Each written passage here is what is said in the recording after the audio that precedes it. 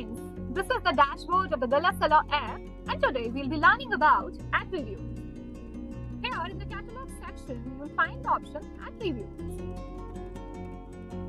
To add a new attribute, click on Add Attribute tab.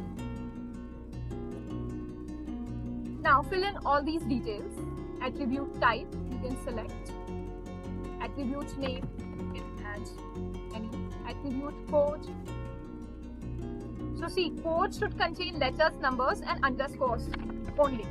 So you can have a code accordingly. Select a group. Let's say it's a service group. And we go to same. So you have successfully added an attribute. Now, if you want to add group, click on Add Group tab. Enter the group name and done.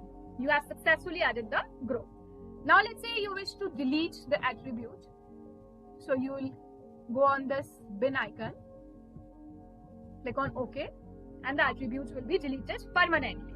Now in case you want to add any details in the attributes, you will click on this pan icon and see the page will appear here. Now you can make the changes, let's say attribute code or maybe attribute name.